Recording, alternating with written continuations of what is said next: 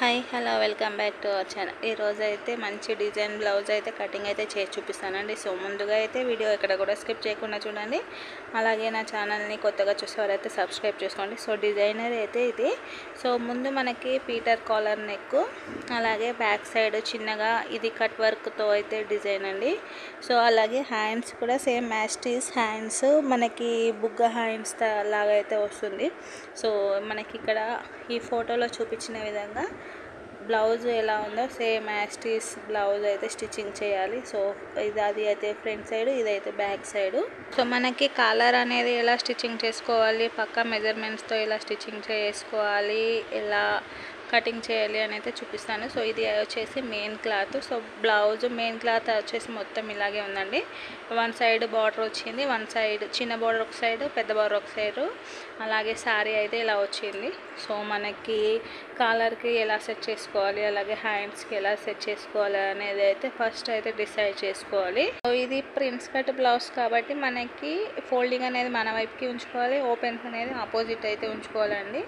So cutting చేసుకునేటప్పుడు మనకి front open back open అయితే చూసుకొని మరి ఫోల్డింగ్ ఎటువైపు ఉంచుకోవాలో చూసుకొని అయితే కటింగ్ అయితే చేసుకోవాలి. ఇక్కడ బ్లౌజ్ వచ్చేసి నార్మల్ బ్లౌజ్ మనకి మెజర్కి అయితే ఇచ్చారు. సో నార్మల్ బ్లౌజ్తో అయినా కూడా మనం బోట్ నెక్ బ్లౌజ్ అనేది చాలా ఈజీగా అయితే స్టిచ్చింగ్ చేసుకోవచ్చు. ఫస్ట్ వచ్చేసి నడుము లూజ్ అనేది చూసుకోవాలి. సో ఉక్స్ పట్టి స్టార్టింగ్ దగ్గర నుంచి కాజా పట్టి ఎండింగ్ వరకు అయితే చూసుకుంటే నడుము లూజ్ అయితే తెలుస్తుంది. ఇది ఇక్కడ వచ్చేసి నడుము లూజ్ 30 ఉందండి. సో ఇలా 4 ఫోల్డింగ్స్ వేసుకుంటే మనకైతే 7.5 అయితే వస్తుంది. సో 7.5కి ఒక మార్కింగ్, అలాగే డాట్ కోసము 2 ఇంచులు అయితే ఇలా మార్కింగ్ చేసుకుంటాం కదా నార్మల్గా అయితే.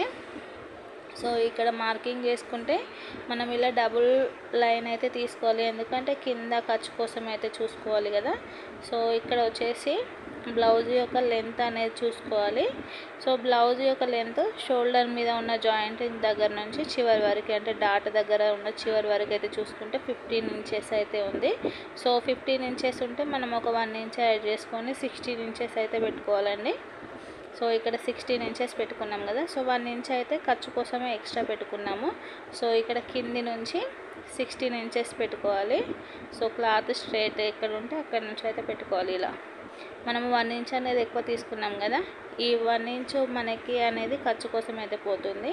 సో ఇలా 1 ఇంచుతో కలిపి మరి మనము మెజర్ అయితే చేసుకోవాలి. సో 30 ఇంచెస్ నడుము లూజ్ ఉన్నప్పుడు 4 ఇంచెస్ షోల్డర్ లెంత్ అయితే సరిపోతుంది.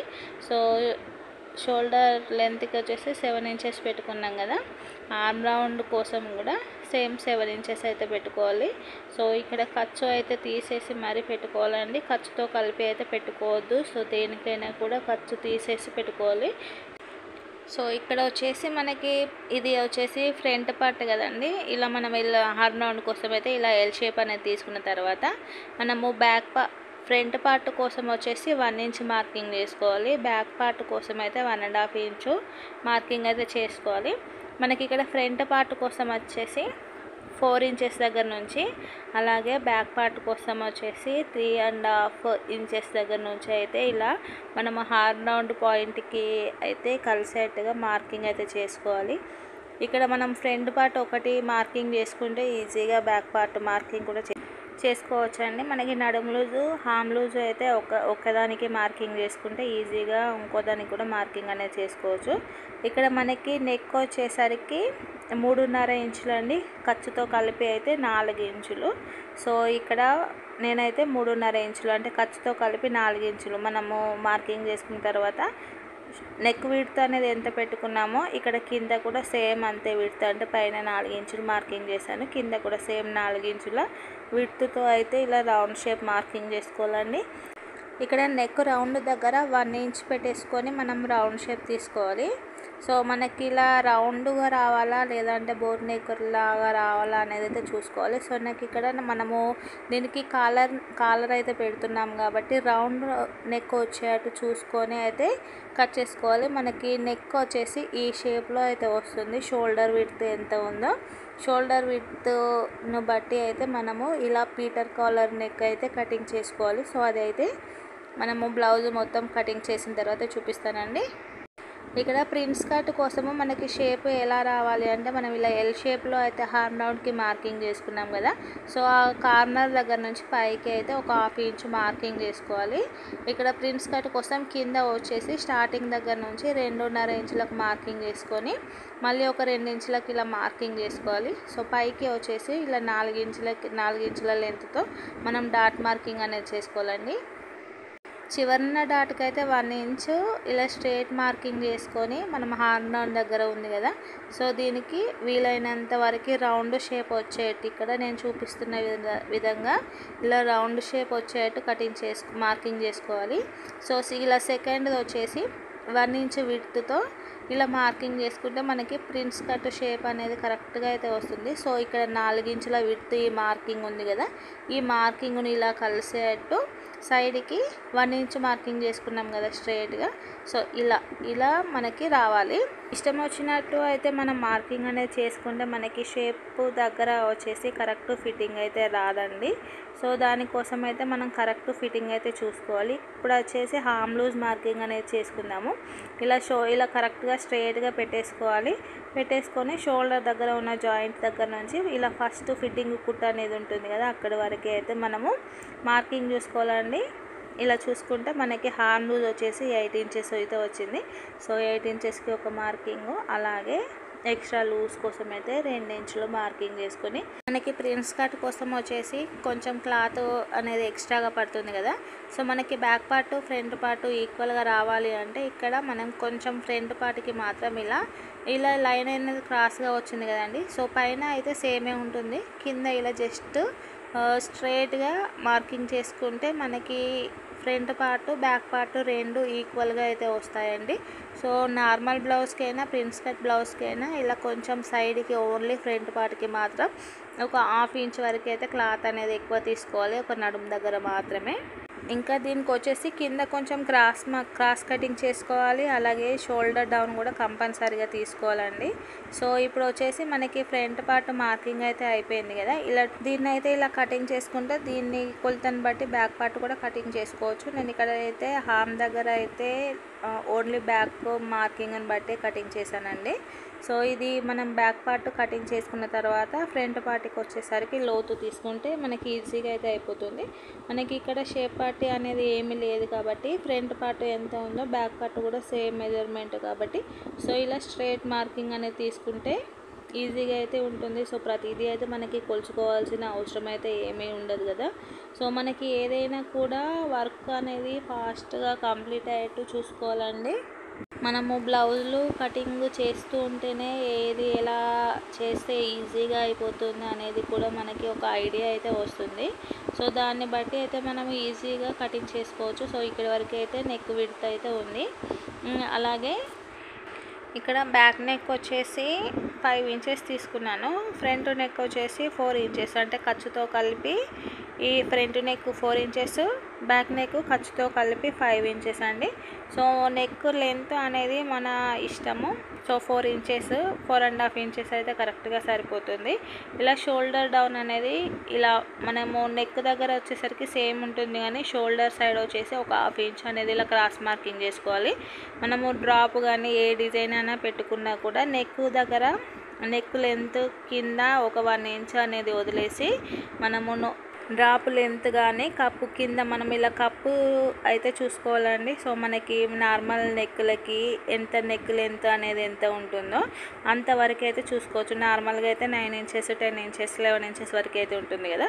సో నెక్ లెంత్ ఎంత ఉంటే అంతవరకు మనము ఇలా డ్రాప్ అనేది తీసుకోవాలంటే పైన 4 ఇంచెస్కి మార్కింగ్ చేసుకున్నాం కదా. సో 4 ఇంచెస్కి దానికంటే ఒక 1 ఇంచ్ కింద వదిలేసి ఇలా నెక్ డ్రాప్ లెంత్ ఎంత కావాలో అంత అయితే ఇలా బాక్స్ షేప్ తీసుకోవాలి. ఇలా అయితే కటింగ్ చేశాను కదండి. సో ఇక్కడ వచ్చేసరికి మనకి డీపు ఎంత కావాలి అంటే ఎంత అయితే తీసుకోవచ్చు. సో నార్మల్గా ఇలా తీసుకుంటే అయితే నార్మల్గా ఉంటుంది. మనకి డీపు విడ్త్ ఎక్కువ కావాలి అంటే మనకి బ్రాడ్నెస్ అనేది ఎక్కువగా కావాలి అంటే పైన కింద కూడా సేమ్ పెంచుకోవచ్చు అండి. మనకి కస్టమర్ని బట్టి అయితే వాళ్ళ చాయిస్ని బట్టి కానీ మనకి డీపు కావాలి, విడ్త్ కావాలి, లెంత్ కావాలి అనేది కొంతమంది కస్టమర్స్ పర్టికులర్గా చెప్తారు. సో వాళ్ళని బట్టి అయితే మనము బ్లౌజ్ డిజైన్ అయితే చేసుకోవాలి. సో ఈ బ్లౌజ్కి అయితే చాలా ట్రెండింగ్లో అయితే ఉందండి. సో మనకి డ్రాపే కానీ చిన్నగా కట్ వర్క్ అయితే వచ్చింది. సో ఎలా ఉందో యాస్టీస్ అలాగే మనం మార్కింగ్ చేసుకోవాలి. సో ఇది బ్యాక్ పార్ట్ వచ్చేసి open, front part close part కదండి. ఇలా మనము క్యాన్వాస్ అనేది తీసుకోవాలి. సో ఇలా క్యాన్వాస్ తీసుకున్న తర్వాత మనము లైనింగ్ పైన నెక్ విడ్త్, షోల్డర్ విడ్త్ ఎంత మార్కింగ్ చేసామో అంత అయితే మార్కింగ్ చేసుకోవాల్సిన అవసరం అయితే ఏం లేదు. జస్ట్ నెక్ విడ్త్ ఎంత ఉందో అంత 4 ఇంచులు మార్కింగ్ చేసుకోవాలి. ఇలా నెక్ లెంత్, నెక్ విడ్త్ అయితే మార్కింగ్ చేసుకొని ఇలా బాక్స్ షేప్లో తీసుకున్న తర్వాత మనము నెక్ రౌండ్ మార్కింగ్ చేసుకోవాలండి. సో ఇలా బాక్స్ షేప్ అయితే తీసుకున్నాం కదా, నెక్ లెంత్కి విడ్త్కి మనము ఇక్కడ నెక్ లైనింగ్ పైన ఎలా కటింగ్ చేసుకున్నామో ఇక్కడ కూడా సేమ్ యాస్టీస్గా అలాగే మార్కింగ్ చేసుకోవాలి. షోల్డర్ విడ్త్ అయితే మనం ప్రతిదీ లైనింగ్ పైన ఎలా మార్కింగ్ చేసుకున్నామో అలా. సో ఇక్కడ నెక్ లెంత్ కింద 1 ఇంచ్కి మార్కింగ్ చేశాను. సో ఇలా మార్కింగ్ చేసిన తర్వాత మనకి ఇది ఎంత ఉందో, డ్రాప్ లెంత్ ఎంత ఉందో అంత అయితే ఇక్కడ దీని మీద కూడా క్యాన్వాస్ పైన కూడా మెజర్ చేసుకోవాలి. సో ఇక్కడ 6.5 ఇంచులు అయితే చూసుకున్నానండి. సో పైన 2 ఇంచులు ఇలా సేమ్ మనకు ఇలా క్యాన్వాస్ పైన కరెక్ట్ కటింగ్ ఉంటేనే మనకి ఫినిషింగ్ కూడా నీట్గా అయితే వస్తుంది. సో క్లాత్ పైన స్టిచ్చింగ్ చేసినట్టు క్యాన్వాస్ పైన స్టిచ్చింగ్ చేస్తే కరెక్ట్గా అయితే రాదండి. సో క్యాన్వాస్ పైన క్యాన్వాస్ కటింగ్ కరెక్ట్గా చేసుకోవాలి. సో నేనైతే ఇక్కడ సెల్లు పట్టేసుకొని అందులో పిక్ చూసుకుంటూనే మార్కింగ్ అయితే చేసుకుంటున్నాను. సో పైన 2 ఇంచులు, కింద విడ్త్ డీప్నెస్ కోసం అయితే 2.5 ఇంచులు. ఇక్కడ వచ్చేసి అందులో ఎలా ఉందో సేమ్ యాస్టీస్ మార్కింగ్ అయితే చేసుకుంటున్నాను.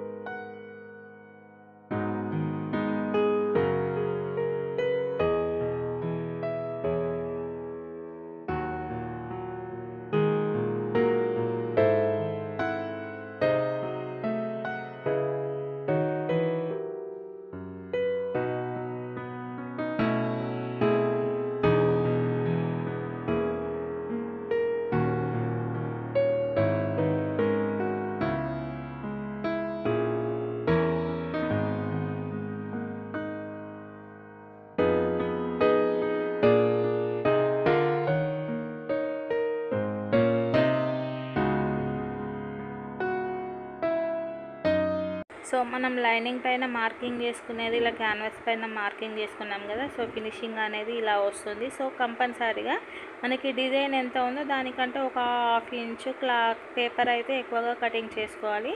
సో ఇక్కడ పేపర్ వచ్చేసి కటింగ్ అయిపోయింది కదా, మనకి ఇలా కింద మనం క్రాస్గా అయితే కటింగ్ చేసుకోవాలండి. సో ఇక్కడ వచ్చేసి 2 పెట్టేసుకొని కటింగ్ చేసుకుంటే ఇంకా ఈజీగా అయితే ఉంటుంది. షోల్డర్ విడ్త్ అండ్ ఇక్కడ కింద మనము డాట్ దగ్గర నుంచి అయితే ఇలా క్రాస్గా కటింగ్ చేసుకోవాలి.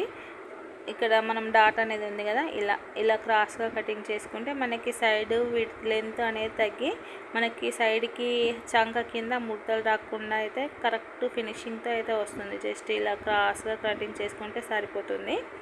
ఇది వచ్చేసి మనకి బ్యాక్ పార్ట్ కదండి. సో డాట్ వచ్చేసి ఇలా. సో బ్యాక్ పార్ట్కి వచ్చేసి మనము నెక్ డిజైన్ కూడా కటింగ్ అయితే కంప్లీట్ అయిపోయింది. ఇది వచ్చేసి ఫ్రంట్ పార్ట్. మనం దీనికైతే మెయిన్ క్లాత్ అనేది కటింగ్ చేసుకుందామండి. సో మెయిన్ క్లాత్ అనేది నా మిస్టేక్ అయితే అయిపోయింది. సో ఫస్ట్ నేను హ్యాండ్స్కి అయితే మెయిన్ క్లాత్ తీసేసుకున్నాను. అలాగే ఇక్కడ క్లాత్ వచ్చేసరికి ఎలా స్టిచ్చింగ్ చేయాలో ఎలా కటింగ్ చేయాలో అసలుకి అర్థం కాలేదండి. అందుకొచ్చేసి బ్యాక్ పార్ట్కి వచ్చేసరికి మనము ఇలా బార్డర్ అనేది ఉంటుంది కదా, పెద్ద బార్డరు, ఆ బార్డర్ వచ్చేసి నేనైతే ఇలా బ్యాక్ పార్ట్కి అడ్జస్ట్ చేశాను. సో మిస్టేక్ అనేది మనది అయినప్పుడు దాన్ని ఫినిషింగ్ కూడా నీట్గా ఉండేటట్టు అయితే చూసుకోవాలి. ఇక్కడ నెక్ కోసం కూడా నాకు ఒక క్లాత్ అయితే అసలుకే అడ్జస్ట్ కాలేదు, ఏం చేయాలో కూడా తెలియట్లేదు. సో ఏదైనా మంచిదే అనేసి అయితే చూసాను కానీ సెట్ కావట్లేదు. అందుకైతే ఫస్ట్ నేను బ్యాక్ పార్ట్కి ఫ్రంట్ పార్ట్కి అయితే మెయిన్ క్లాత్ అయితే కటింగ్ చేసి తర్వాత ఏదో ఒకటి సెట్ చేయాలి. సో ఎలా సెట్ చేస్తే బాగుంటుందో కామెంట్ అయితే చేయండి. ఫస్ట్ అయితే నేను ఇక్కడ బ్యాక్ పార్ట్ ఫ్రంట్ పార్ట్ ఇలా ఉన్న క్లాత్ పైన కరెక్ట్గా అడ్జస్ట్ చేసి అయితే కటింగ్ అయితే చేసేస్తున్నాను.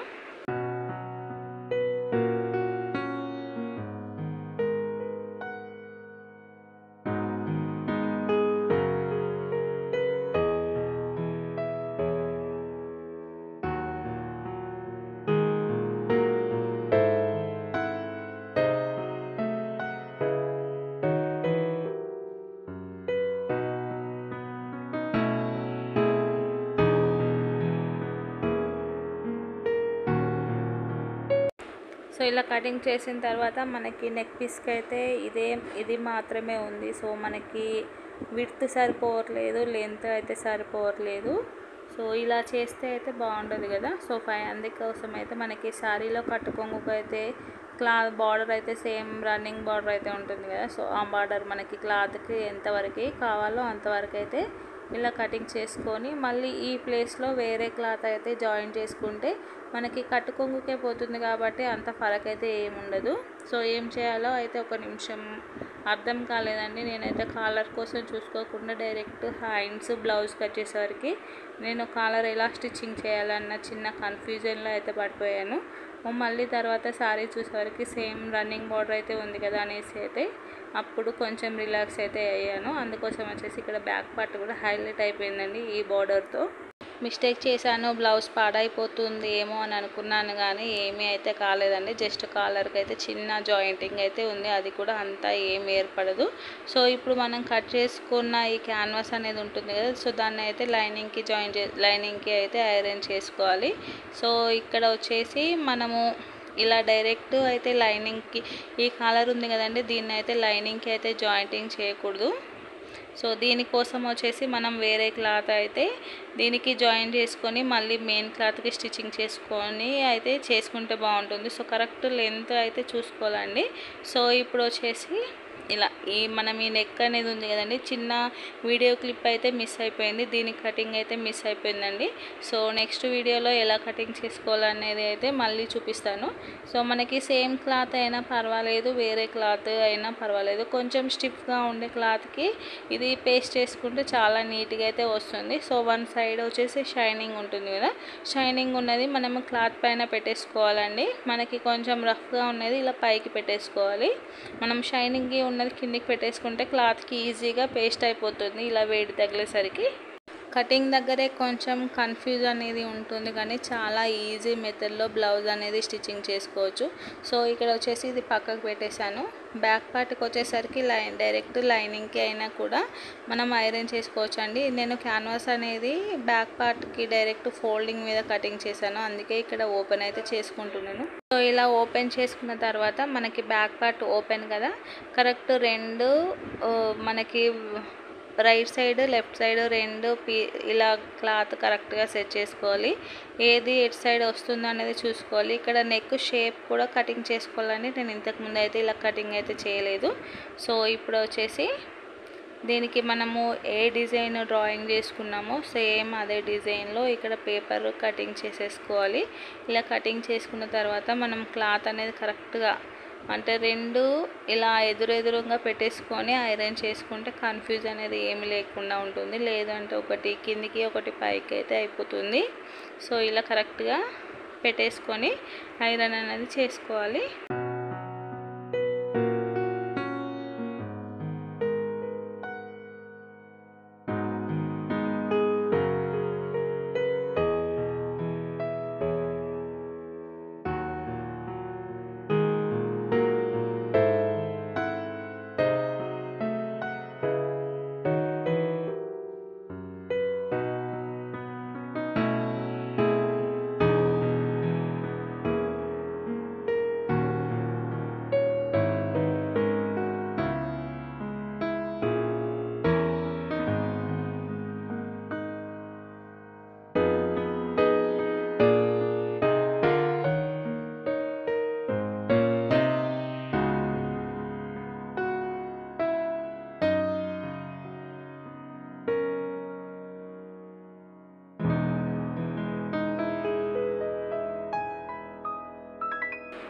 ఇలా క్యాన్వాస్ని క్లాత్ పైన ఐరన్ చేసుకునేటప్పుడు అయితే మనకి ఐరన్ బాక్స్ అనేది ఎక్కువగా హీట్ ఉండకూడదు.